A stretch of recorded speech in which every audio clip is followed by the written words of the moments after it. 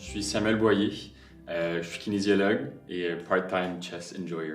Je m'appelle Alexandre, j'ai 49 ans, je travaille dans le monde de la cybersécurité.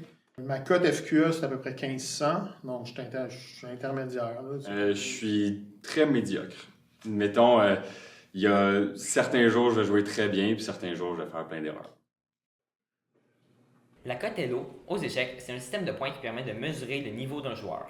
Elle commence à 100 et elle a en théorie pas de maximum, mais le joueur le mieux coté du monde présentement, c'est Magnus Carlsen avec une cote de 2837. Une cote intermédiaire se situe autour de 1500. J'ai découvert les échecs, en fait, très très jeune. J'ai pris un petit cours d'échecs, mais j'ai jamais vraiment poursuivi les échecs. Puis c'est vraiment avec l'émission Netflix The Queen's Gambit qui m'a fait vraiment aimer les échecs, puis juste comme reprendre. Fait qu'un jour, j'ai juste créé un compte sur Lichess, puis j'ai commencé à jouer, puis c'est super fun. Sporadiquement, là, ça fait longtemps, là, ça fait une trentaine d'années. Mais c'est on and off. Là. Il y a des périodes où je joue pas, il y a des périodes que je joue plus. Il y a des périodes où j'étudie la game, il y a des périodes où je l'étudie pas. J'ai même engagé maintenant un coach, je me souviens plus de son nom, c'était un Russe qui venait de Sibérie, un grand maître international avec 2600 cotes. C'était assez incroyable son niveau de jeu. Là. Il m'a dit, Alex, your openings are not good at all. You need to work on your openings. Fait qu'on a travaillé sur mes ouvertures, mais ça, c'est ma faiblesse, les ouvertures.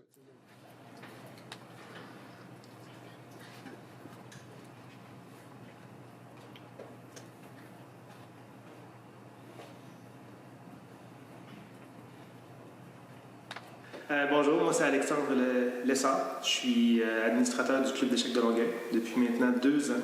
Je joue depuis environ 20 ans. J'ai arrêté pendant plusieurs années. J'ai recommencé il y a 2 ans. Mais une grande partie de ma jeunesse, de mon secondaire, de mon cégep, je jouais continuellement aux échecs. Moi, je suis secrétaire du club depuis 1 an. Ça fait 2 ans que je suis administrateur. Mon rôle, c'est de participer au CA, de prévoir qu'est-ce qu'on va faire avec les sommes amassées. C'est un organisme sans but lucratif, donc on charge les frais minimums pour les tournois. On décide comment on va dépenser, comment on va acheter les jeux, les horloges, quel tournoi on va organiser. Puis c'est aussi faire l'animation des tournois. Donc nous, on a 3 activités de tournoi par semaine, 2 activités de semi-rapide. Puis une activité de vente à toutes les semaines qu'on doit être là. Donc, actuellement, ça prend 1 ou 2 administrateurs, idéalement 2, pour être capable de faire l'animation, sortir les jeux, organiser le tournoi, faire les appariements, ramener les résultats. Donc, ça fait partie de notre travail en tant qu'administrateur du club. Le plus gros tournoi auquel j'ai participé et organisé, c'est le tournoi annuel du club d'échecs de Longueuil. Ça se déroule à chaque année au milieu de l'hiver, puis on a environ une centaine de personnes qui vont se présenter.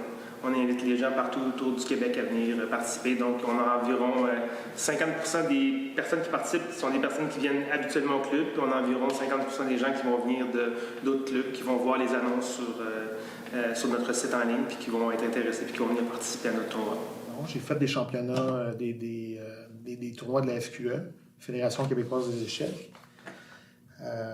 Je vais sûrement faire le championnat ouvert du Québec cet été qui a lieu à Longueuil, au métro Longueuil, à l'hôtel Sandman. Étant donné que c'est à Longueuil, je vais en profiter. Là, j'habite à Longueuil, je vais sûrement le faire. Je pense qu'il y a comme cette notion de tu joues ton adversaire et où est-ce que tu joues l'échiquier. Moi, dans mon cas, je suis plus quelqu'un qui joue l'échiquier parce que j'ai tellement tendance à jouer en ligne. Mais là, quand j'arrive dans les tournois comme ça, puis il y a une vraie pression, il y a une vraie horloge que je dois physiquement taper, vraiment ça rajoute comme une petite touche de plus, comme le fun, je trouve, mais la pression, c'est sûr que c'est un élément. La situation des échecs au Québec en 2025, les gens font beaucoup d'échecs en ligne, mais en même temps, ils recherchent le contact. Donc, les personnes, souvent, vont se pratiquer en ligne, vont apprendre, et à un certain moment, vont contacter le club d'échecs. La plupart des gens qui vont arriver au club, c'est pas des ensembles de personnes qui viennent, c'est toujours une personne seule. C'est la situation la plus courante. Une personne seule qui va arriver, qui va s'être entraînée en ligne, puis qui va vouloir faire face à quelqu'un devant l'échiquier. J'aime être avec les gens. Fait que quand je peux discuter des parties, je peux rigoler. Tu sais, tantôt, j'avais un match, puis le gars juste avant moi était comme « Oh my God, j'ai perdu 3 matchs de suite. » Puis là, j'étais comme « Ouais, moi aussi. » Fait que là, tu sais, on rigolait de ça. Mais tu sais, j'ai fini par gagner juste parce que j'ai continué à jouer, puis je trouvais ça le fun. Peut-être qu'en ligne, j'aurais peut-être abandonné plus tôt. Belle façon de socialiser aussi, de se faire des amis quand tu es dans un environnement où tu en as moins. Mettons, quand moi je voyageais, j'étais dans un environnement où je connaissais peu de monde. Puis ici, je m'en suis fait aussi des amis. Là. Il y a une camaraderie. En plus de la compétition, de l'adrénaline, du challenge. Puis j'ai une personnalité analytique, donc c'est sûr que ça rentre dans mes cordes. Là. Les applications d'échecs en ligne permettent une plus grande visibilité et, je crois, augmentent la popularité des clubs d'échecs en même temps. Donc, c'est pas comme s'ils prenaient une part du marché, c'est différent. Puis, plus il y a de personnes qui veulent jouer en ligne, plus il y a de personnes qui s'entraînent en ligne, plus il y a une grande clientèle qui vont rechercher ensuite la présence sur place au club d'échecs. Si on veut avoir du fun, c'est plus le fun de le faire en groupe. Fait que peut-être que si c'est vraiment difficile pour nous de se faire des amis, mettons, ça peut être une belle façon de le faire. Il y a des vieux, il y a des jeunes, il y a des adultes, il y a de tout. Puis c'est facile de discuter avec n'importe qui ici. Fait que c'est vraiment le fun.